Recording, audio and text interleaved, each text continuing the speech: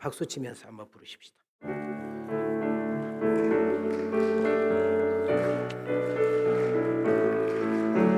우리 구주나신 날 목자 영광 볼 때에 천사 찬송하는 말 예수 과연 나셨네.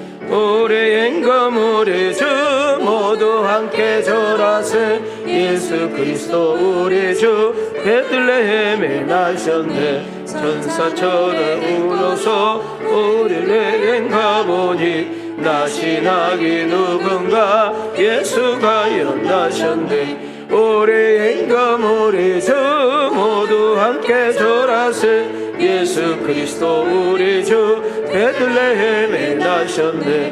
목자처럼 우리도 나아가서 엎디세. 오늘 다윗 성에서 예수 과연 나셨네. 우리 임금 우리 주 모두 함께 절하세. 예수 그리스도 우리 주 베들레헴에 나셨네. 할렐루야. 오늘 예배에 참석하신 여러분 한 분 한 분을 주님의 이름으로 환영하고 주님의 이름으로 축복합니다. 참 잘 오셨습니다. 오늘 이 시간에 우리 성령님께서 우리 회중 가운데 임하셔서 은혜와 평강을 주실 것이고 위로와 격려해 주실 것이고 영과 육과 정식으로 아픈 자에게는 치유와 회복의 역사가 있기를 원하고 세상 소리, 차 소리, 기계 소리, 핸드폰 소리에 짜증나고 맘상하고 힘들었던 여러분들 주님께서 친히 찾아오셔서 여러분들을 만지시고 일으켜 세움의 역사가 일어날 수 있기를 주님의 이름으로 축복합니다. 우리를 그냥 내버려 두지 아니하시고 세상에서 넉넉하게 살아갈 수 있도록 강하고 담대하게 살아갈 수 있도록 힘과 능력과 새 은혜를 부어주셔서 연말연시를 잘 마무리함과 동시에 새해를 축복 속에서 출발할 수 있는 그런 은혜가 있기를 주님의 이름으로 축원합니다. 자, 우리 한번 우리 손을 들으시고 우리 좌우로 이렇게 인사합시다. 하나님이 사랑하니 힘내세요. 자, 우리 앞뒤로 인사합시다. 하나님이 함께한 인생이니 당당하세요. 자, 내 자신을 향해서 인사합시다. 꼭 은혜받고 주님 만나고 가리라. 자, 오늘 설교 주제가 어디까지 함께 할 수 있습니까? 라는 주제입니다. 지금 저희들은 사도행전 강론을 주일마다 하고 있는데 오늘이 이제 18장 마무리 쪽으로 왔습니다. 저는 여러분에게 질문을 던지면서 연속 설교 속으로 들어가기를 원합니다. 여러분 일평생 동안 나와 함께 해줄 자 있습니까? 사심 버리고 이득 차별 따지지 않고 나를 순수한 마음으로 곁에서 도와줄 분 있습니까? 정말 소중한 일, 중요한 시기에 나는 당신과 함께 하노라고 말하고 싶은 사람 있습니까? 그 길이 힘든 길인 줄 알면서도 어려운 길인 줄 알면서도 고생길인 줄 알면서도 손해볼 줄 알면서도 위험이 따른 줄도 알면서도 함께 해줄 자 있는지 동행해 줄 자 있는지 도와줄 자가 있는지 한번 생각해 보기를 원합니다. 사심 없이 계산하지 아니하고 그런 걸 바라지 않고 유익을 구하지 아니하고 그런 분이 정말 여러분에게 있다면 그런 여러분은 복 있는 사람입니다. 오늘 우리 배워진 권사님 자제분들 막내 또 우리 셋째 따님 우리 아드님 우리 손자가 이렇게 왔습니다. 저는 우리 배워진 권사님이 나이도 100세니까 하나님이 허락한 연수를 다 채우셨기 때문에 복 받았고 그보다 더 중요한 복은 우리 하나님 품에 안기는 은혜를 주셔서 복을 받았고 그리고 요양원에 가지 않으시고 끝까지 딸내미들 손에 돌보심을 받다가 천국에 안겼으니 이보다 더 큰 복이 어디 있겠습니까? 여러분들은 하나님 말씀을 어디까지 믿습니까? 저는 확실히 믿습니다. 내 부모를 공경하라. 그리하면 이 땅에서 잘되고 장수하리라. 저는 우리 배우진 권사님 자제분들에게 그 말씀이 그대로 이루어지기를 원합니다. 오늘 이 시간에 우리는 하나님의 말씀을 듣는 시간입니다. 하나님 말씀을 대하고 있는 시간입니다. 정치나 경제나 문화나 스포츠나 종교나 학문, 어떤 영역에 뛰어난 사람, 특출한 사람, 특별히 유명한 사람, 훌륭한 사람들을 보면 스승이 있습니다. 제1스승은 부모님입니다. 제2스승은 학교 선생님 내지는 인생에서 만난 선후배입니다. 그럼 바둑의 은사와 제자의 모습을 이창훈 씨하고 저 사람이 이세돌인가? 여러분들 이 스승과 제자의 모습을 여러분이 보여주고 있습니다. 바울이 정말 훌륭한 것이 두 가지가 있는데 자기가 하나님의 자리에 딱 쓸 것 같으면 살짝 받아서 하나님만 드러냅니다. 두 번째로는 와, 바울 같은 사람이 없다고. 당신이 어쩌면 이럴 수 있느냐고 이렇게 하면 자기는 또 뒤로 살짝 빠지고 자기를 협력하고 도와줬던 사람들을 쭉 나열한 것을 볼 수가 있습니다. 로마서 16장을 보게 되면 여러분, 제가 훌륭한 것이 아닙니다. 특별한 것도 아닙니다. 제가 대단한 것도 아닙니다. 첫째는 하나님의 은혜입니다. 둘째는 성령의 이끄심과 도우심입니다. 세 번째는 이렇게 좋은 동력자가 있었기 때문에 가능합니다. 라고 고백하는 것을 보게 됩니다.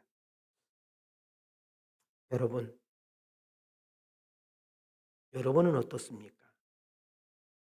한번 이 시간에 눈을 잠깐 감으시고 술 먹을 때, 밥 먹을 때, 놀러 갈 때, 좋은 일 있을 때 함께하는 사람 말고 내가 병 들었다고 할 때, 내가 망했다고 할 때, 내가 길거리에 나 앉았다는 소리를 들었을 때, 내가 회사가 부도났다고 할 때, 내가 신용불량자가 되었다 할 때 내 주변에 누가 있을지, 과연 몇 사람이나 있을지 한번 생각해 보면 여러분들 아찔하지 않습니까?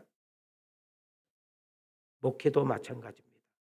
목회를 잘하신 분들을 몇몇이 보면 목회를 정말 행복하게 하신 목사님들을 이렇게 자세히 엿보게 되면 그 교회는 좋은 동력자, 정말 충성스러운 일꾼들이 많은 것을 볼 수가 있습니다. 저는 어제 장지동 예배당 4층 목양실에서 제가 이 설교를 준비를 하면서 한번 제가 목회를 더듬어 봤습니다. 여러분, 다른 목사님들은 이 교회 저 교회를 많이 다니면서 담임을 했는데 저는 능력도 없고 갈 데도 없고 뭐라는 데도 없어서 저는 왕성교회에서 담임 목사 처음이자 마지막을 마치고 갈 것 같습니다. 제가 이렇게 오랫동안 담임 목회를 해오면서 저의 인생 여정을 한번 되돌아봤습니다. 저는 참 부족한 목사고 인격이나 실력이나 능력이나 모든 것이 다 미달이에요.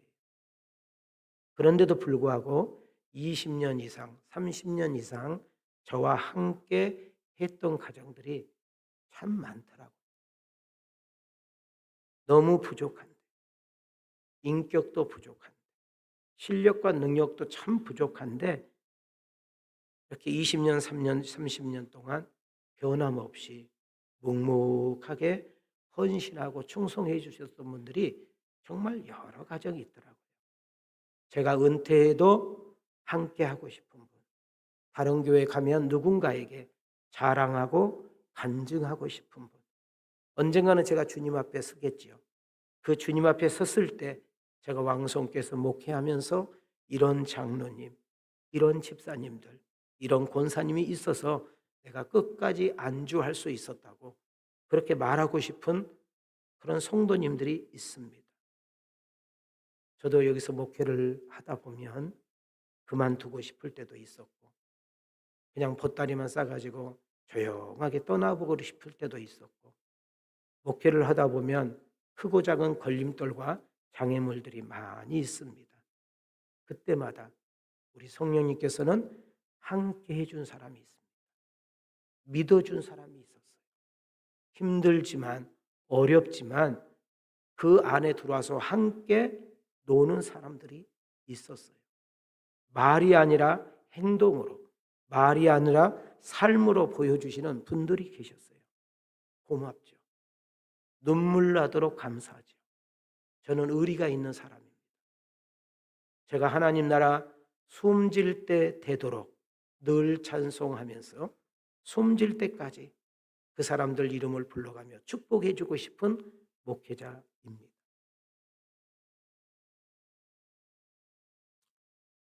우리 배호진 권사님 자녀들이 다 잘하지만은 우리 덕한 권사님, 오빠 지금 우리 이덕철 오빠가 옆에 있는데, 제가 이제 우리 권사님 마지막 화장을 하고 있을 때 잠깐 앉아서 이렇게 대면을 하게 되었습니다. 우리 배 권사님을 통해서도 늘 덕한 권사님 이야기를 내가 많이 들었기 때문에 잘 알죠. 근데 그 30-40분 동안 자기 이야기는 하나도 않고 우리 동생 덕한 권사 이야기만 하는 거예요. 이렇게 살았더니, 이렇게 믿었더니, 자녀가 이렇게 복을 받고, 내 동생이지만 저렇게 믿음 좋은 사람을 본 적이 없다고. 여러분, 친오빠가, 여러분 가족이 정말 존경하기 어렵잖아요. 저는 그런 걸 보면서 선한 욕심이 생겼습니다. 여러분, 담임 목사가 여기 교회에서는 여러분 간증 못해요. 만약에 여러분 나쁜 간증하면 아, 목사님 저 사람 싫어하는가 봐 그럴 것이고, 좋은 간증을 하게 되면 목사님은 저 사람만 좋아하나 봐 이래. 눈치가 얼마나 빠른지. 그러나 담임 목사가 어느 교회 가서, 여러분도 알다시피 제가 말씀 강사잖아요. 또 목사님들 앞에서, 사모님들 앞에서 세미나하는 강사잖아요. 여러분 누군가에게 여러분 이름 석자를 간증하고 찬양할 수 있는 그런 주인공들이 되기를 원하시면 아멘 합시다. 여러분 성경에는 정말 간증거리가 많지요. 근데 사탄 앞에서 하나님이 직접 칭찬하는 사람이 딱 한 명 나와요. 한 명. 신구약에서 딱 한 명. 그 사람 이름이 욥이라는 사람이에요. 욥. 하나님이 누구 앞에서 칭찬했다고요? 사탄 앞에서. 지금 하나님이 사탄 앞에서 욥을 간증하고 있는 거예요. 자, 띄워줘 봐요. 함께 읽겠습니다. 시작. 그 땅에 욥이라 불리는 사람이 있었는데 그 사람은 온전하고 정직하여 하나님을 경외하며 악에서 떠난 자더라. 여호와께서 사탄에게 이르시되 내가 내 종 욥을 주의하여 보았느냐. 그와 같이 온전하고 정직하여 하나님을 경외하며 악에서 떠난 자는 세상에 없느니라. 사탄 앞에서 욥을 칭찬하고 있는 모습입니다. 여기서 우리는 첫 번째 기도 제목을 찾습니다. 하나님, 우리 모든 성도들 한 분 한 분이 간증하고 싶고 자랑하고 싶고 하나님 앞에 영광 돌리는 우리 성도들이 되게 하옵소서.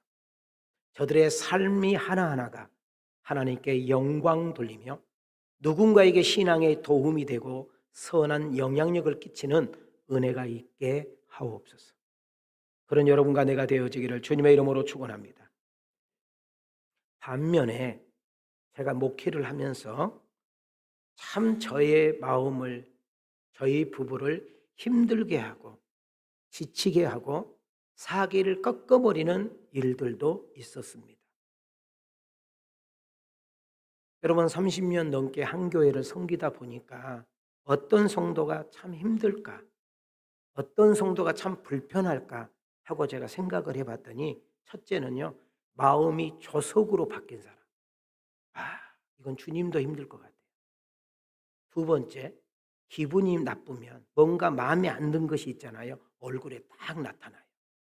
그리고 톡 하면 터질 것만 같다. 이런 분들은 정말 어렵습니다. 세 번째로, 누군가에게 말을 하려면 확인을 해야 돼. 또 확인을 해야 돼. 사실인가 아닌가 확인해야 돼. 그리고 말을 해야 돼. 그래도 덕이 안 될 것 같다.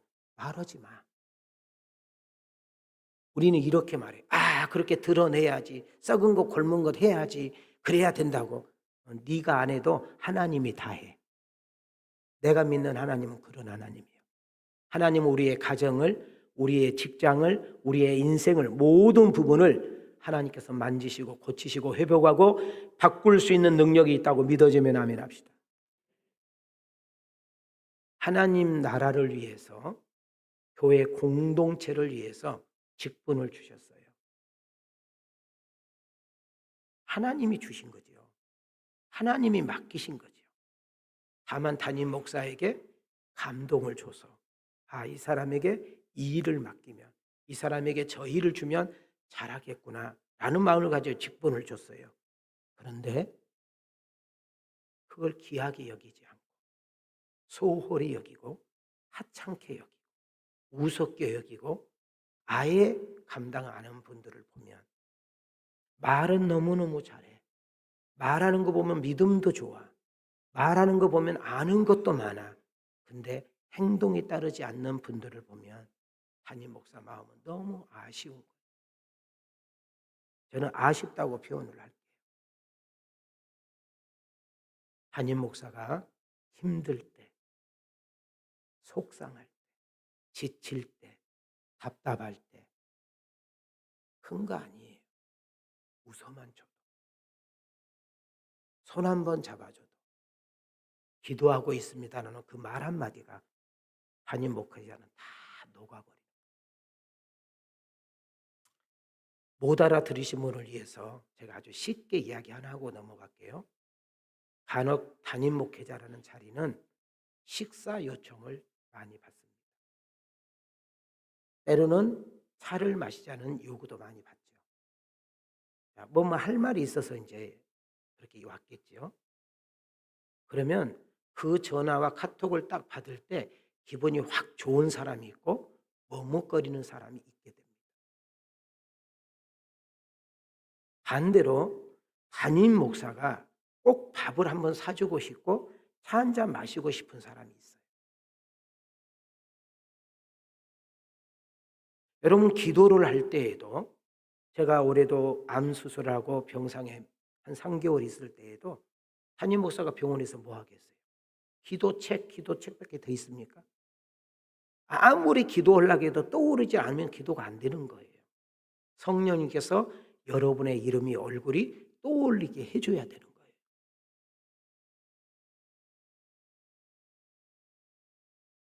여러분, 특별한 사람이 아니고 대단한 사람이 아니고 엄청난 사람이 아니에요. 힘들 때 생각나는 사람, 어려울 때 함께 하고 싶은 사람, 즐겁고 행복이 있을 때 그걸 함께 나눌 수 있는 사람이 되어보면 어떨까요? 연말만 되면 직분을 맡네 안 맡네, 하네 안 하네, 열심히 하는 분이 말하면 내가 말도 안 해. 열심히 하지도 않은 분들이 그런 말을 할 때에는 참 담임 목사 마음은 아쉬운 거예요. 제가 아쉽다고 표현을 한다고 했잖아요. 어떤 사람이 담임 목사에게 힘이 될까요? 밥 사주는 사람? 용돈 주는 사람? 고맙죠. 그러나 그보다 더 잘하든 못하든 주어진 일에 충성하고 묵묵하게 그 자리를 지켜주는 사람. 힘들 때, 어려울 때, 정말 교회가 속상한 일이 생길 때 그 자리를 지키면서 눈물 흘려 기도해 주는 사람. 자기의 생각과 자기의 감정에 말하는 것이 아니라 성령님이 감동하시고 성령이 이끄시는 그런 말을 통하여 누군가를 일으켜 세우고 힘을 주는 사람.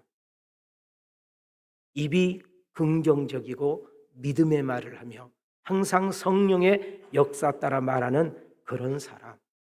그런 사람을 볼 때 담임 목회자는 힘이 되는 것입니다. 여러분, 한 번 만나고 두 번 만나고 세 번 만났는데 그 사람이 자꾸 부정적이야. 자꾸 없는 사람 이야기해. 남 이야기해도 자꾸 안 좋은 이야기해. 그런 사람 만나면 안 돼요. 왜요? 만나다 보면 내가 그런 사람이 돼버리기 때문에. 여러분들이 함께 응해주고 함께 받아치고 함께 손바닥을 쳐주니까 끼리끼리 노는 거예요. 믿음의 말이 아니고 은혜로운 말이 아니고 축복의 말이 아니면 일어서야 돼요. 저도 거기 앉아있기가 힘들면 카톡으로 누구한테 난리서 나한테 빨리 전화해달라고. 빨리 와달라고. 그러면 그 사람이 눈치 있으면 다시는 여러분에게 그런 말 안 해요. 우리 한번 가슴에 손을 대고 따라해봐요. 살리는 말, 잘 되게 하는 말, 세우는 말. 아멘인가요? 그런 사람 되셔야 돼요. 우리 여기 덕함 권사님, 담임 목사님을 제가 잘 알아요. 우리 교회 종탑을 보고 들어오셔가지고 기도원 종탑 세우는데 왕성교처럼 하고 싶다고 찾아오셨더라고요. 장로님들. 새성남교회. 작년에 은퇴하셨다고 합니다. 아마 우리 저 덕한 권사님 은퇴했어도 그 목사님이 기도할 거예요. 왜요? 잘한 성도는 늘 생각나게 하는 거예요. 생각나게. 오늘 사도행전 강론인데 목사님 왜 저런 설교를 하지? 왜 저런 이야기를? 나는 본문 이야기하고 있는 거예요. 지금 한 부부를 소개하려고, 한 가정을 소개하려고 지금 여러분들 이렇게 끌고 온 거예요. 고린도전서 4장 2절에 보면 맡은 자에게 구할 것은 뭐라고요? 충성이. 저는 사도 바울이 될 수 있도록, 사도 바울이 목회를 정말 잘할 수 있도록, 정말 지칠 때마다, 쓰러질 때마다, 피곤할 때마다, 힘들 때마다, 벗아웃 될 때마다 정말 옆에서 묵묵하게 힘이 되어줬던 한 부부를 오늘 설교의 맥락으로 끌고 가기를 원하는 것이에요. 그 부부 이름이 브리스길라와 아굴라예요. 여러분, 브리스길라가 아내고 아굴라가 남편이에요. 유대의 문화로 보면은 남자 이름이 앞에 서야 되고 여자 이름이 뒤에 당연히 와야 되는데, 여러분 본문에서 약 5번의 이 부부 이야기를 할 때 한 번만 빼놓고는 4번이 다 브리스길라가 앞에 서는 이유는 뭐예요? 브리스길라의 믿음이 그만큼 더 훌륭하고 좋았다는 것을 의미하고 있는 것입니다. 여러분, 기쁠 때 함께 하고 싶은 사람, 좋을 때 생각나는 사람, 축복해주고 싶을 때 여러분 이름 석자가 생각날 수 있는 은혜가 있기를 원하시면 아멘. 또 하나, 힘들 때, 정말 어려울 때, 정말 속상할 때 여러분 이름 색자가 생각나서 집사님, 권사님, 장로님 기도 좀 해줘. 내가 이런 일이 있어 라고 말할 수 있는 은혜가 있기를 축복합니다. 인생 성공하고 싶습니까? 신앙 성공하고 싶습니까? 만남의 은혜가 있기를 원합니다. 자, 우리 한번 이렇게 손을 들으시고 옆 사람에게 만남의 복이 있을지어다. 사람은 좋은 동력자, 참모를 만나게 될 때 방향을 잘 잡아주는 역할을 해줍니다. 그리고 우리가 부족하고 모자란 부분을 채워주고 보완해주는 역할을 하게 되지요. 혼자서 볼 수 없는 관점을 자세히 체크해서 이렇게 해보라고 권면도 합니다. 우리가 스포츠 선수, 특히 스포츠 선수를 보면 어느 감독을 만나느냐, 그리고 어떤 코치를 만나느냐는 너무너무 중요합니다. 여러분, 마이크 타이슨이라는 사람이 되게 이미지가 좋지 않습니다. 그러나 완전 인간 쓰레기였는데 여러분, 권투의 한 코치를 만남으로 여러분 타이슨이 나오게 된 거예요. 돈을 많이 벌었지만 그걸 잘 관리하지 못하고 마무리가 좋지 않아서 그렇지, 여러분 무명의 타이슨이 저렇게 훌륭한 세계적인 권투가 되는 것은 한 코치를 만났다고 자기 입으로 이야기를 했습니다. 여러분, 우리나라에 지금 아주 애국에서 우리 한국을 위상을 높인 선수가 하나 있는데 그 선수가 손흥민이라는 선수입니다. 여러분, 손흥민이라는 선수가 어느 정도 대단해요? 미국 대통령 지금 트럼프를 백악관에서 1대1로 만난 사람.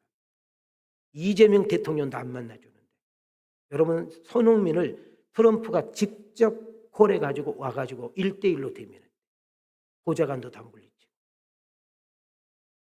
여러분 손흥민이가 저렇게 위대하게 훌륭한 선수가 된 것은 누군지 아세요? 아버지의 코치예요. 아버지가 크리찬입니다. 손흥민이가 저렇게 이성 문제가 깨끗하고 돈 문제가 깔끔한 이유는 아버지예요. 절대로 교만하지 못하도록. 그래서 방송도 출연 못하게 하잖아요. 건방질. 그만큼 감독 코치가 중요하다 그 말이에요. 망한 사람들 보면, 망가진 인생을 보면, 신앙생활이 엉망인 사람이 보면 목회자들, 신앙의 선배, 신앙의 좋은 모델을 못 만났기 때문에 자기 감정대로, 자기 생각대로, 자기 멋대로 예수를 믿는 거예요. 큰 선수, 위대한 선수, 엄청난 선수를 보면 코치와 감독을 잘 만났고 그리고 그분의 말을 잘 습득해서 가는 것을 볼 수가 있습니다. 감독 코치가 하는 일이 뭐예요? 그 사람의 재능을 발견하는 거죠. 그리고 체계적으로 잘 성장할 수 있어서 프로가 되도록. 여러분 선수는 혼자만 잘해서 되는 것이 아니에요. 특히 구기 종목은 혼자만 잘해서 안 돼요. 저는 개인적으로 메시라는 선수를 되게 좋아해요. 왜 좋아하느냐? 그는 얼마든지 자기가 골을 넣을 수 있는데도 어시스트를 정말 잘해요. 얼마 전에 전 세계 유명한 감독들로 설문조사를 했어. 당신이 만약에 감독으로서 메시와 호나우두 한 명을 선택한다면 누구의 감독이 되고 싶냐? 감독들 10명 중에 8명은 메시를 꽂았어요. 전도서로 우리 한번 가보겠습니다. 전도서 시작. 두 사람이 한 사람보다 나음은 그들이 수고함으로 좋은 상을 얻을 것임이라. 혹시 그들이 넘어지면 하나가 그 동물을 붙들어 일으키려니와 홀로 있어 넘어지고 붙들어 일으킬 자가 없는 자에게는 화가 있으리라. 자, 한 사람과 두 사람의 그 협력의 소중성을 이야기를 하면서 아무리 잘한 사람도 넘어질 때가 있다는 거예요. 안 될 때가 있다는 거예요. 어려울 때가 있다는 거예요. 봇아웃 될 때가 있다는 거예요. 그러나 그때 옆에 누가 아무도 없다. 누가 기도해 줄 자가 없다. 코치해 줄 자가 없다. 누가 이렇게 세울 자가 없다. 사생합니다. 불쌍한 사람이에요. 힘들 때, 어려울 때, 정말 누군가에게 도움이 필요할 때 아무도 없다면 여러분은 실패자인 것입니다. 여러분 인생에 가장 좋은 동력자, 반드시 꼭 만나야 될 분, 늘 이분의 도우심을 잊고 살아야 되는데 우리는 그분의 이름을 보혜사 성령님이라고 합니다. 뭐라고 한다고요? 보혜사 성령님. 여러분 성령님은 항상 우리 곁에서 가까이 계신다고 약속하고 있습니다. 요한복음 14장 16절입니다. 시작. 내가 아버지께 구하겠으니 그가 또 다른 보혜사를 너희에게 주사 영원토록 너희와 함께 있게 하리니. 여러분 우리를 도우실 성령님이 함께 한 것도 너무 천군만만인데 앞에 단어가 있어요. 영원히. 우리 세상 끝날 때까지. 할렐루야. 두 번째로 성령님은 연합하게 만들고 서로 돕도록 하신다고 말씀하고 있어요.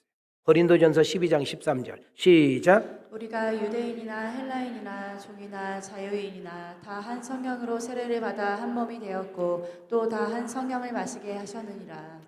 여러분 우리가 예수를 듣게 만들고 예수님을 믿게 만들고 예수님을 영접하게 만들고 예수님을 주라고 고백한 것은 성령의 역사인 줄 믿습니다. 자, 그래서 우리가 세례를 받으면 이제 우리는 한 몸 한 지체가 되었다는 뜻이에요. 그래서 우리가 교회 안에서는 솔직히 목사님, 장로님, 권사님 이런 이름보다 더 친근한 이름이 형제님, 자매님이라는 뜻이에요. 왜? 우리는 하나님을 아버지로 모시고 있는 형제 자매인 줄 믿습니다. 좋은 일도 함께하고 힘든 일도 함께하고 웃을 때에도 울을 때에도 함께할 수 있는 동역자가 여러분이 먼저 되어야 될 줄 믿습니다. 성령님의 가장 중요한 팩트는 뭡니까? 우리의 연약함을, 우리의 약함을 도우시는 분인 줄 믿습니다. 로마서 8장 26절입니다. 시작. 이와 같이 성령도 우리의 연약함을 도우시나니 우리는 마땅히 기도할 바를 알지 못하나 오직 성령이 말할 수 없는 탄식으로 우리를 위하여 친히 간구하시느니라. 여러분 인생이 힘듭니까? 인생이 어렵습니까? 지쳤습니까? 피곤합니까? 장애가 있습니까? 걸림돌이 있습니까? 뜻대로 되지 않습니까? 계획한 대로 맘먹대로 되지 않습니까? 성령님을 초청하십시오. 성령님을 주인 삼으십시오. 성령님을 이용하지 마시고 성령님을 경외하십시오. 그분의 도우심과 이끄심을 받아야 될 줄 믿습니다. 본문으로 갑니다. 오늘 본문 사도행전 18장 내용은 한번 따라합시다. 갈리오. 자, 뭐라고요? 갈리오. 여러분 아가야 지방이 얼마나 큰 도시인지 우리는 앞주에 이야기를 했습니다. 여러분 로마 정부에서 갈리오라는 사람을 아가야 지방의 총독이란 말은 재판관이라는 뜻인데 총독으로 파견을 했습니다. 파견하자마자 한 사건이 딱 들어왔는데 그것이 뭐냐? 모든 유대인들이 바울을 고발했습니다. 바울을 고발한 이유는 뭐냐면 율법을 거슬리고 율법을 거역하고 다른 이야기를 한다는 거예요. 그래서 유대인들을 자꾸 현혹하여 자기 기독교로 끌고 간다는 것이 고소의 요지였습니다. 자, 12절, 13절, 그리고 15절, 16절 함께 읽겠습니다. 시작. 갈리오가 아가야 총독되었을 때에 유대인이 일제히 일어나 바울을 대적하여 법정으로 데리고 가서 말하되 이 사람이 율법을 어기면서 하나님을 경외하라고 사람들을 권한다 하거늘 만일 문제가 언어와 명칭과 너희 법에 관한 것이면 너희가 스스로 처리하라. 나는 이러한 일에 재판장 되기를 원하지 아니하노라 하고 그들을 법정에서 쫓아내니. 여러분 갈리오 총독이 고소 고발이 들어왔을 때 이제 재판을 해야 되잖아요.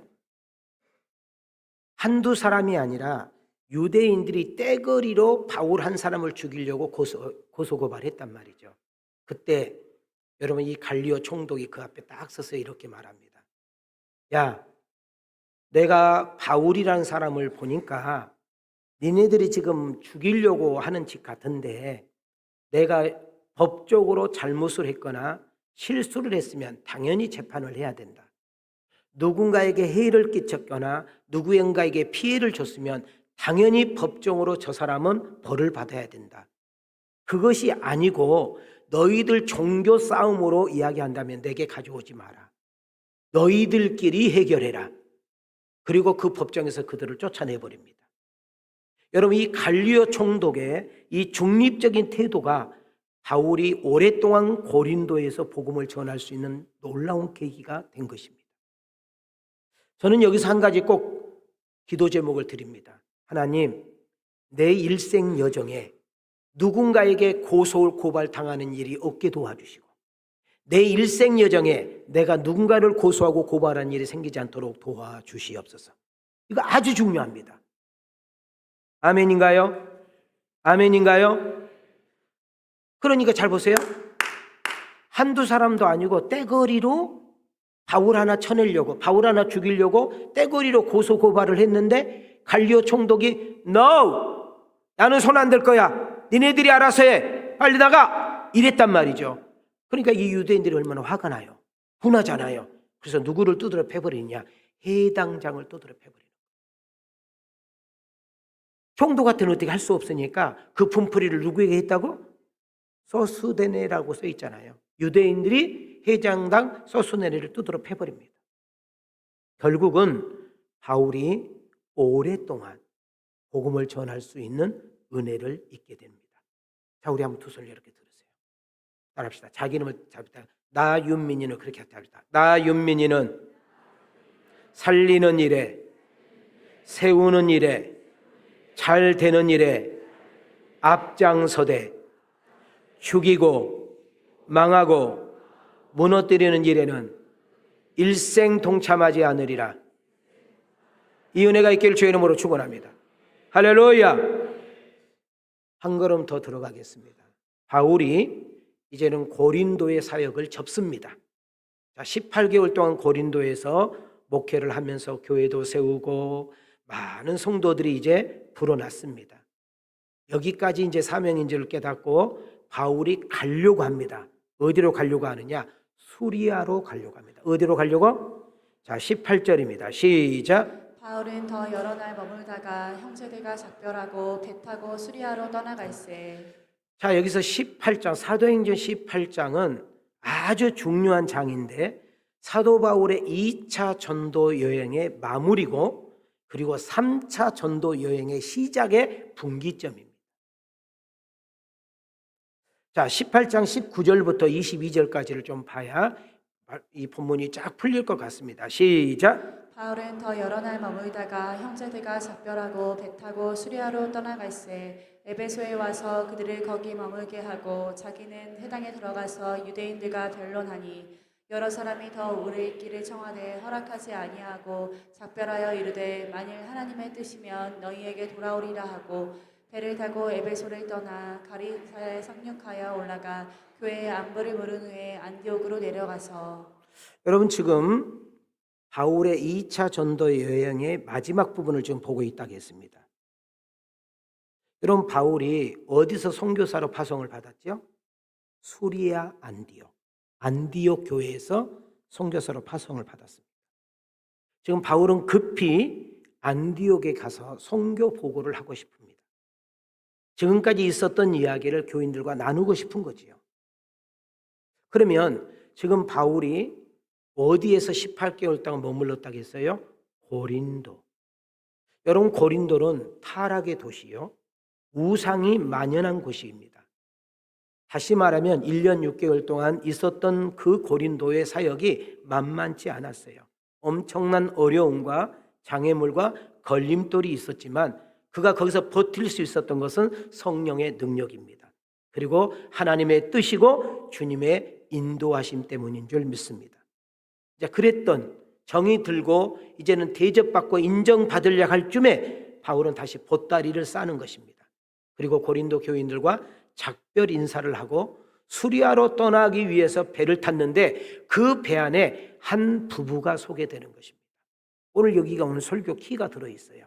자, 18절 다시 보겠습니다. 시작. 바울은 더 여러 날 머물다가 형제들과 작별하고 배 타고 수리아로 떠나갈세. 브리스길라와 아굴라도 함께하더라. 갱가라에서 머리를 깎았더라. 자, 어떤 부부가 함께 했다고요?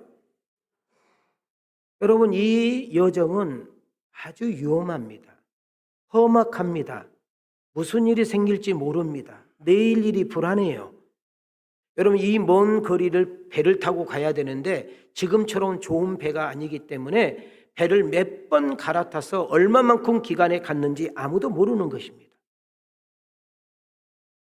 그리고 안디옥 수리아로 가기 위해서 고린도를 잇는 부부 갱그리아를 이제 향하게 됐는데, 여러분, 바울이 이상한 짓을 하는 거예요. 무슨 짓을 하냐면 고린도를 딱 떠나서 이 갱그리아로 향하고 있는 이 과정 속에서 자기 머리를 딱 잘라버리는 거예요. 왜 느닷없이 사도 바울이 머리를 자를까요? 이것이 이제 우리는 조금 생각해 볼 대목입니다. 자, 이 머리 이야기를 나오려면 우리는 민수기 6장을 가야 됩니다. 어디를 가야 돼? 민수기 6장. 나실인. 자, 누구라고요? 예, 날 때부터 나실인. 구별된 사람, 삼손 기억나죠? 자, 이 사람들의 특징은 머리를 자르지 않습니다. 구별된 것을 드러낸 거죠. 여러분, 이제 바울이 1년 6개월 동안 사역을 다 마치고 다시 자기가 파송했던 안디옥이라는 곳으로 가는 과정 속에 머리를 잘랐다는 의미가 무엇일까요? 여기서는 누가의 마음을 엿볼 수가 있습니다. 여러분, 이 바울이 머리를 길고 자르는 것을 이해를 하려면 우리는 사도행전 9장으로 다시 거꾸로 올라가야 되는 역사가 있습니다. 여러분, 사울이라는 청년이 예수님을 오해하고 기독교인들을 완전히 몰살시키기 위해서 다메섹으로 가는 과정 속에 잘 들으세요. 예수님이 그를 만나 주신 거예요. 사울이란 청년이 예수님을 만난 것이 아니라 예수님이 그 길목에 딱 서서 사울이라는 청년을 기다렸다. 오늘 내가 교회에 온 것 같아요. 오늘 내가 이 자리에 나온 것 같아요. 오늘 여러분이 박윤민 목사, 담임 목사 설교를 듣는 것 같지만 성령님께서 오게 하셨고 이 자리에 앉게 하셨고 오늘 성령님께서 이 종을 통해서 여러분에게 말씀을 전하될 때 주의 음성이 들려지기를 원하고, 말씀은 생명이요, 말씀은 능력이요, 말씀은 지혜요, 말씀은 치유요, 말씀은 해답이요, 말씀의 모든 인생의 내비게이션이니 이 말씀 속에서 해답을 찾는 귀한 은혜가 있기를 주님의 이름으로 축원합니다.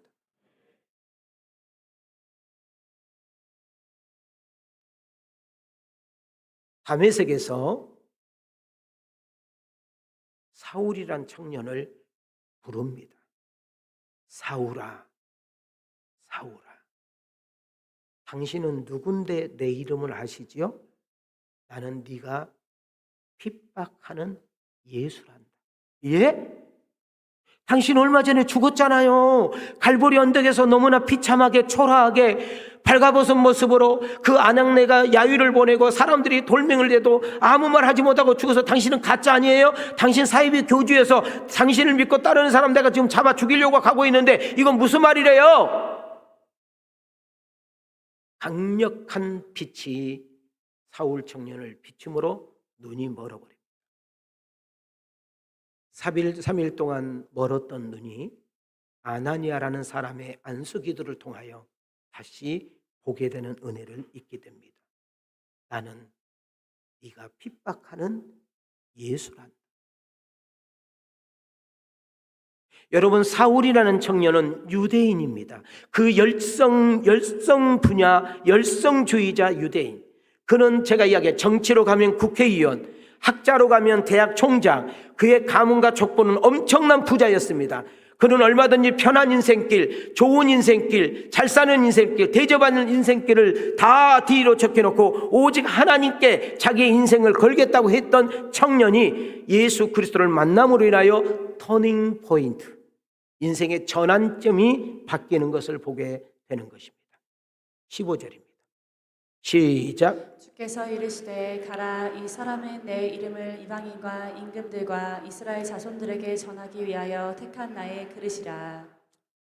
지금 바울이 갱그레아에서 자기의 머리를 자르는 것은 하나님, 내가 다메섹 도상에서 당신을 처음 만났을 때 그 은혜 잊어버리지 않겠습니다. 내가 당신의 제일 처음에 음성을 들었을 때 너는 이방인의 사도야, 나는 그 소리를 가슴에 새기겠습니다. 내 가는 길이 아무리 멀고 험할지라도, 내 가는 길이 아무리 풍파가, 아무리 풍랑이, 어떤 위험이, 어떤 죽음이, 어떤 배고픔이, 어떤 것들이 내게 도사린다 할지라도 나는 당신만을 보면서 묵묵하게 걸어가기를 원합니다. 길었던 머리카락을 다시 짝뚝 잘리는 의미는 무슨 의미냐면은 내가 당신 앞에 다시 한번 헌신을 다짐합니다. 내 인생을 다 드리기를 원합니다. 성령이여, 나는 갈 바 모르오니 나의 가는 길을 인도해 주시기를 원합니다. 여러분, 바다의 항이라는 것은 잔잔하고 고요했던 바다가 언제 풍랑이 일어나 배가 자초되고 어떤 사나운 상어라든지 사나운 떼들을 만나 갈기가 이렇게 찢길지 모르는 것이 바다라는 형상입니다.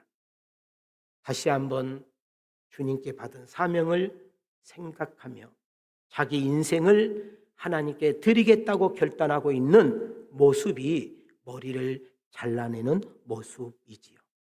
19절로 가겠습니다. 시작. 에베소에 와서 그들을 거기 머물게 하고 자기는 회당에 들어가서 유대인들과 변론하니. 바울은 이제 에베소에 드디어 그 먼 여행을 통해 도착을 했습니다. 그리고 도착하자마자 회당에 들어가서 유대인들에게 예수가 그리스도라고 전하기 시작합니다. 제가 설명했지요. 에베소라는 것은 로마 제국의 행정구역인 아시아에서는 아주 중요한 도시의 요충지다. 저는 바울을 보면서 저는 너무너무 부끄럽고 죄송한 거예요. 우리 성도님들에게도 늘 미안하고 죄송한데 여러분 그 먼 거리를 바다로 항해했으면 지칠 법하잖아요. 얼마나 죽을 고비를 많이 느꼈어요. 그럼 며칠 동안 쉬어야 맞잖아요. 근데 도착하자마자 해당에 들어가서 복음을 전합니다. 짧은 기간에 에베소에서 복음을 전하는데 많은 사람들이 예수를 믿게 되었습니다. 이제는 그 바울과 함께 좀 친해지려고 하니까 뭔가 그 바울을 통해서 더 깊은 말씀을 들으려고 딱 하는데 다시 바울은 보따리를 쌉니다. 왜요? 안디옥으로 가야 되기 때문에. 그러니까 에베소 교인들이 지금 가면 어떻게 하냐고. 이제 우리 은혜 받았는데, 이제 예수 믿기 시작했는데 우리 놔두고 가면 우리는 어떻게 하냐고 그렇게 말을 하니까 바울이 하나님의 뜻이면 다시 만날 수 있겠죠. 저도 당신들을 다시 만나기를 기대합니다 하면서 떠나요. 그런데 누구를 놔두고 떠나느냐? 브리스길라 아귤라 부부를 놓고 떠나요. 제가 떠나더라도 이 부부가 당신들에게 복음을 전할 겁니다. 당신들에게 신앙을 잘 이끌어 줄 겁니다. 자, 여기서 중요한 거 하나. 하나님의 일은 사도들만 하는 것이 아니라 평신도가 사역할 수 있음을 모든 사람들에게 무트로 드러나는 사건입니다. 여러분, 우리는 교회만이 예배당이 아니라, 잘 들으세요. 교회만이 예배당이 아니라 주는 그리스도시요 살아계신 하나님의 아버지라고 믿는 여러분 한 사람 한 사람이 교회일진데, 여러분이 가정에 가면 가정이 교회예요. 여러분 직장에 가면 직장이 교회예요. 여러분 알바 자리에 가면 그 알바 자리가 교회예요. 여러분 사업장에 가면 그 사업장이 교회예요. 여러분 뭔가 비행기를 타고 외국에 가서 누군가 바이오와 함께 만나서 중요한 역할을 하면 그 자리도 교회라는 사실, 하나님이 계신 곳, 성령이 함께 하시는 곳, 하나님의 말씀이 임재하는 곳이 곧 교회라는 사실을 놓치지 않기를 소망합니다. 21절 22절로 가겠습니다. 시작. 작별하여 이르되 만일 하나님의 뜻이면 너희에게 돌아오리라 하고 배를 타고 에베소를 떠나 가이사랴에 상륙하여 올라가 교회의 안부를 물은 후에 안디옥으로 내려가서. 자, 우리 가슴에 손을 대보세요. 저 뒤에 지금 한 분이 지금 저한테 집중을 못하는데, 자, 한번 따라합시다. 소중한 일, 귀한 일, 값진 일, 맡기고 싶은 사람. 나는 여러분들이 가정에서, 여러분 직장에서, 여러분 모임에서, 여러분 교회에서, 교회 공동체에서 어떤 중요한 일을 결정하고 어떤 소중한 일을 결정할 때 여러분에게 자문을 구하고 여러분에게 의논하고 여러분에게 맡길 줄 아는 은혜가 있게 하옵소서. 있어도 그만, 없어도 그만이 아니라 저분은 우리 회사 없으면 안 돼. 절대로 명퇴당할 일 없습니다. 조퇴당할 일도, 황퇴당할 일도 없습니다. 나는 우리 왕성 가족들이 학교에서나 직장에서나 모임에서나 어떤 단체에서나 꼭 중심에 축이 되어서 하나님의 놀라운 영광을 드러내고 여러분이 정말 축복의 통로로, 은혜의 통로로, 잘됨의 통로를 통하여 나의 말과 행동 그 하나하나를 통하여 예수 그리스도가 증거되고 복음이 전파될 수 있는 은혜가 있기를 주님의 이름으로 축원합니다. 2차 전도 여행을 마쳤습니다.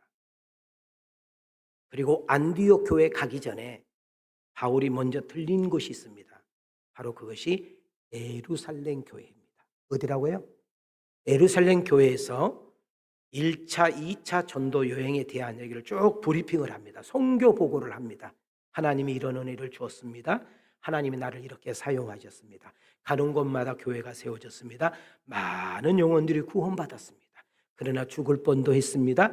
핍박도 받았습니다. 매도 맞았습니다. 도망도 다녀야 했습니다. 수많은 일들이 있었지만 그때마다 하나님이 합력하여 선을 이룬 줄 믿습니다. 하고 보고를 하고 안디옥으로 가게 되는 것입니다. 여러분, 세 번째 기도 제목입니다. 올 2025년도 12달 카렌다를 쭉 떠올려서 지나가시기 바랍니다. 나는 2025년도 어떤 간증이 있는지, 우리 주님께서 계산하자고 하면 여러분은 무엇을 내놓을 수 있는지, 나에게 주는 은혜는 뭔지, 나는 이런 은혜를 받았다고, 나는 이 은혜에 감사하다고 여러분 소가 여물을 먹으면 쭈그리고 앉아서 다시금 끄집어내서 되새김질을 하는 것처럼 오늘 설교로 끝나지 말고 이제 집에 나가서 우리 오늘 배워준 권사님 자녀들이 준 떡을, 맛있는 떡을 받을 거예요. 그리고 차를 몰고 가면서 오늘 다시 한번 담임 목사님 설교로 곱씹어 보면서 올해 주신 은혜가 뭐지? 하나님이 내게 주신 은혜가 뭐가 있지? 내가 어떻게 살았지? 생각하면서 돌아갈 수 있는 은혜가 있기를 축복합니다. 마무리를 짓기를 원합니다. 평신도, 동역자, 브리스글라와 아굴라. 그는 어떻게 바울을 도왔을까요? 옆에서 기도로 도왔고 물질로 도왔습니다. 천막 사업을 하면서 사도 바울이 잠깐 함께 그 천막을 도우면서 또한 사역도 함께 하기도 했습니다. 아무리 힘들고 어려운 곳에도 바울, 브리스굴라와 아굴라는 함께 한 것을 보게 됩니다. 저는 욕심을 갖습니다. 하나님, 우리 왕송교회에도 이 종에게도 브리스굴라, 아굴라 같은 부부가 동역자로 많이 세워지기를 원합니다. 좋은 교회, 좋은 목회자, 좋은 성도가 만들어내는 것입니다. 바울의 선교 여행은 쉽지만은 않았습니다. 많은 사건이 있었고, 많은 어려움이 있었고, 많은 위기가 있었고, 많은 걸림돌이 있었지만 그가 1차, 2차 선교 여행을 잘 마칠 수 있었던 것은 성령의 이끄심과 성령의 도우심과 좋은 동역자를 붙여주셨기 때문에 그렇습니다. 우리 두 사람 이렇게 한번 올려봅시다. 따릅시다. 성령님, 더 크게 성령님, 나 윤민이에게 좋은 동역자, 좋은 돕는 자, 기도의 동역자, 물질의 동역자, 행복의 동역자, 사역의 동역자 만나게 하옵소서. 내가 그런 사람이 되게 하옵소서. 할렐루야, 할렐루야. 2025년도 어떤 은혜가 있고 어떤 간증이 있는지요, 누군가에게, 우리 이웃들에게 하나님의 역사와 축복과 돌보심과 그리고 하나님의 놀라운 역사를 간증하며 찬양하는 은혜가 있게 하옵소서. 세상으로 갑니다. 일터로 갑니다. 믿지 않는 속에 들어갑니다. 어디에 있든지 무엇을 하든지 성령님의 그 도우심과 인도하심을 받아 당신의 이름을 찬양하며 영광 돌릴 수 있는 복 있는 내가 되게 하옵소서. 내가 평신도로서 내가 사역자가 되어 직접적으로 간접적으로 나를 통해 그리스도가 증거되고 예수가 그리스도라고 나타날 수 있는 은총을 베풀어 주시옵소서. 이 은혜가, 이 축복이 우리 모두에게 있기를 주님의 이름으로 축원합니다. 주님의 이름으로 축복합니다. 은혜 주신 하나님께 영광의 박수. 함께하는 인생은 행복합니다. 그런 은혜가 있기를 축복합니다.